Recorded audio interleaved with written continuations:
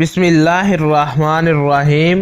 بنی اسرائیل پر اللہ تبارک و تعالی نے اتنے احسان کیے کہ شاید ہی کسی اور قوم کو اللہ کے انعام و اکرام کا اتنا وافر حصہ ملا ہو۔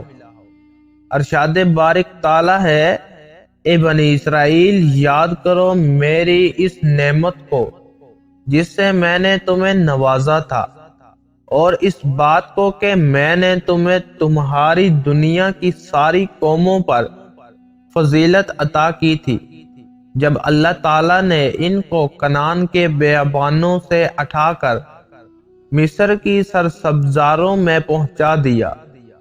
تو دراصل یہ کتیبیوں کی اصلاح کے لیے بنی اسرائیل کو ایک موقع باہم پہنچایا تھا، مگر وہ بنی اسرائیل فرائض اقامت دین سے غافل رہے۔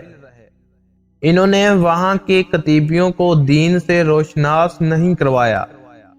اس کے علاوہ قومی برتری کے جھوٹے اور جارحانہ احساس میں مبتلا ہو گئے۔ آخر مصریوں میں قوم پرستی کی لہر آ گئی۔ اس اسرائیلیوں کو اقتدار سے علیحدہ کر دیا گیا، اور نوبت یہاں تک پہنچ گئی کہ اسرائیل تہذیب مٹانے اور اسرائیلی قوم کو دنیا سے نابود کرنے کی سازشیں ہونے لگی۔ ان کی نسل کشی کے لیے ان کے نوزائیدہ بچوں کو ایک قانون کے تحت قتل کیا جاتا، اور لڑکیوں کو قیدیوں کی خدمت کے لیے باقی رکھا جانے لگا۔ قرآن فرماتا ہے، وہ تمہارے لڑکوں کو قتل کر دیتے تھے اور تمہاری لڑکیوں کو زندہ رہنے دیتے تھے۔ اس حالت میں تمہارے رب کی طرف سے تمہاری بڑی آزمائش تھی، اس سے زبردستی بیکار لی جاتی اور ان کو سرعام رسوا کیا جاتا۔ یہ مجبور کم ذلت کے دن گزار رہے تھے، اور یوں لگتا تھا کہ یہ قوم رسوائی اور غلامی کی زندگی پر طانی ہو چکی ہے اور ذلت اس کا مقدر بن چکی ہے۔ تب اللہ تبارک و تعالی نے ان کی دعاؤں کو سنا اور ان کی ہدایت اور رہبری کے لیے موسیٰ علیہ السلام کو مبعوث کیا۔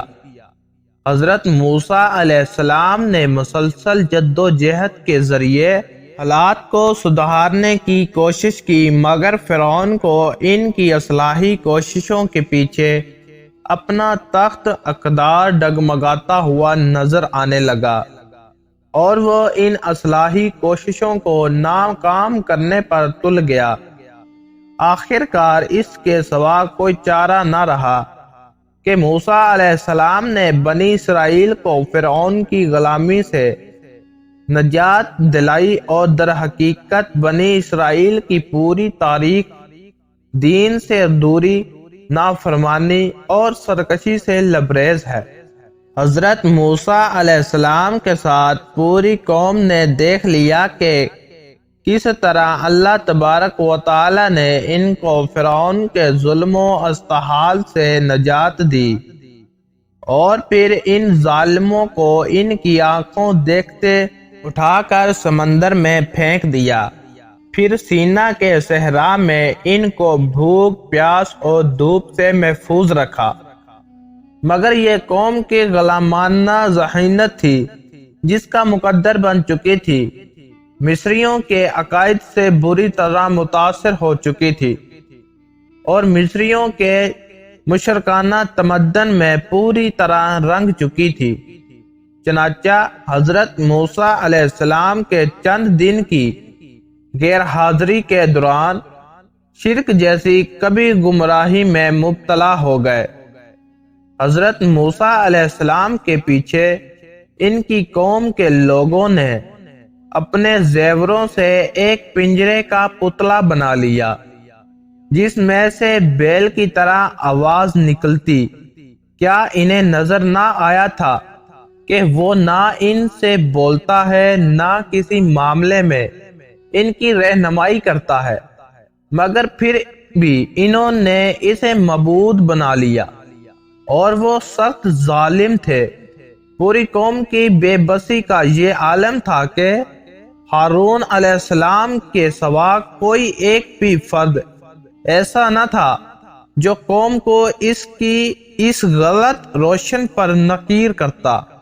موسیٰ علیہ السلام نے کوہ طور سے واپس آ کر قوم کو اللہ تعالیٰ کے عطا کردہ فرمود اسلامی ثابت حیات سے روشناس کیا اور اسے اختیار کرنے کی تلقین کی۔ قرآن میں وارد ہے، ان کے بعد ہم نے موسیٰ کو ہر شعبہ زندگی کے متعلق نصیحت اور ہر پہلو کے متعلق واضح ہدایت و تختیوں پر لکھ کر دے دی اور ان سے کہا کہ ان ہدایات کو مضبوط ہاتھوں سے سنبھالو اور اپنی قوم کو حکم دو کہ ان کے بہتر مفہوم کی پیروی کریں۔ ان قریب میں تمہیں فاسقوں کے گھر دکھاؤں گا، مگر یہ قوم فقہی مشاقوں میں پڑ گئی اور مختلف ہیلوں سے احکام الہی کو پس پشت ڈالتی رہی۔ بنی اسرائیل سے وعدہ کیا گیا تھا کہ خطۂ فلسطین میں اسے آباد کیا جائے گا تاکہ وہ وہاں ایک اسلامی ریاست قائم کر کے دنیا کی گمراہی کے لرز خیز تاریخوں میں ہدایت کی مشعلیں روشن کرے، مگر یہ لوگ اپنی اس ذمہ داری سے منہ پھیرنے لگے اور جی چرانے لگے۔ اس بدبخت قوم نے حضرت موسیٰ علیہ السلام سے یہ تک کہہ دیا کہ اے موسیٰ علیہ السلام، ہم تو وہاں کبھی نہ جائیں گے جب تک وہ وہاں موجود ہیں، پس تم اور تمہارا رب دونوں جاؤ اور لڑو، ہم یہاں بیٹھے ہیں۔ ان کی جہاد سے جی چرانے پر اللہ تعالیٰ نے ارض مقدس اس نسل پر حرام کر دیا، اور وہ نسل جو اس وقت موجود تھی، اس کا ایک بھی فرد موسیٰ علیہ السلام کے دو مخلص صحابیوں کے سوا فلسطین میں داخل نہ ہو سکا۔ سیدنا موسیٰ علیہ السلام کی وفات کے کئی برس بعد ارض فلسطین فتح ہوئی، وہ بھی شاید نئی نسل کی اسلامی تدبیر کے بعد، مگر اس قوم میں نافرمانی گویا کر بری تھی، اس لیے ان لوگوں نے اللہ کی آیات کو جھٹلایا، اللہ کی آیات کی غلط اور منمانی تلاوتیں کر کے کتاب اللہ کو اپنی خواہشات نفس کے تابع بنا لیا۔ مشرک قوموں کے اسرار قبول کر کے شرک و جہالت کے ہر فتنے میں مبتلا ہو گئے، شریعت الہی کے احکام کے مسنع کیا اور دین کی روح کو یکسر ختم کر دیا۔ ان کی اصلاح اور احکامات دین کے لیے انبیاء کرام ان کے علاوہ مصلحین اٹھے اور ان کے جھٹلایا اور ان کے اعزاء رسانی میں کوئی کسر باقی نہ رکھی، حتیٰ کہ بعض کو قتل کر دیا گیا اور بعض کو پھانسی پر چڑھا دیا گیا۔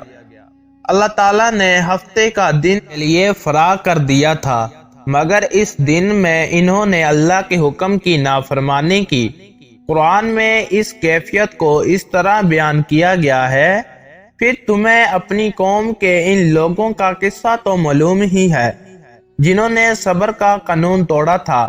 ہم نے انہیں کہہ دیا تھا بندہ بن جاؤ اور اسی حال میں رہو کہ ہر طرف سے تم پر دھتکار بھٹکار پڑے۔ سرے زمین فلسطین میں وہ کوئی مضبوط حکومت قائم نہ کر سکے، جتنے قبیلے تھے اتنی ہی ریاستیں وجود میں آئیں گی، اور ہر ریاست اقامت دین سے غافل تھی۔ فلسطین اور شام کی اصل قوموں یعنی ہاتھیوں، آمیوں، فنائیوں، فرزائیوں وغیرہ میں بدترین قسم کا شرک اور اس پر مبنی انتہائی ظلم و غندہ معاشرہ تھا۔ اللہ تعالیٰ کا واضح حکم موجود تھا کہ مشرک اور ظالم قوموں کو جہاد اور تبلیغ سے ختم کر کے فلسطین میں اسلامی ریاست قائم کی جائے، مگر جہاد سے بنی اسرائیل کی غفلت اور تن آسانی کی وجہ سے نہ تو ان قوموں کا قلع کما ہو سکا اور نہ کوئی متحد اسلامی ریاست قائم ہو سکی۔ حضرت داؤد علیہ السلام کے زمانے تک وہ پوری طرح مشرک قوموں کی تہذیب و تمدن میں رنگے جا چکے تھے۔ شاید ابھی ان کی مکمل رسوائی اور ذلت مطلوب نہ تھے، اللہ تعالیٰ نے ان کو مزید مہلت دی۔ حضرت داؤد علیہ السلام اور حضرت سلیمان علیہ السلام نے ان کی اصلاح کی کوشش کی، ان کے اعتقاد کی تعمیر کی اور ان کے اندر جہاد کی روح پھونکی اور تباہی کی طرف چلتی قوم کو ایک بار پھر سنبھالنے میں کامیاب ہو گئے۔ مگر حضرت سلیمان علیہ السلام کے بعد اسرائیلیوں میں طوائف المعلوکی کا دور شروع ہو گیا۔ بنی اسرائیل پھر دو ریاستوں میں تقسیم ہو گئے اور بدعملی کی علائش میں گردن تک دھنس گئے۔ آخر اللہ کے عذاب سے انہیں آ لیا۔ دنیا میں سب سے زیادہ پیغمبر بنی اسرائیل کی طرف بھیجے گئے، مگر انہوں نے ہر پیغمبر کی نافرمانی کی۔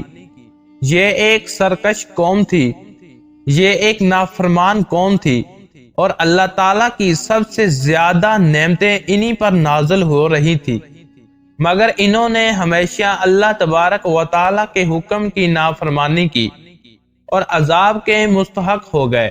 ایک وقت آیا جب ان تمام کو غلام بنا لیا گیا۔ بدبخت نسل نے ان کی اینٹ سے اینٹ بجا دی، لاکھوں اسرائیلیوں کو قتل کر دیا گیا اور لاکھوں کو غلام بنا کر اپنے ساتھ لے گیا۔ لگی ہماری ویڈیو کمنٹس کر کے لازمی بتائیں، اور ویڈیو کے آخر میں آپ سے گزارش ہے ہمارے چینل کو لازمی سبسکرائب کر لیں تاکہ ہماری ہر نئے آنے والی ویڈیو سب سے پہلے آپ تک پہنچ سکے۔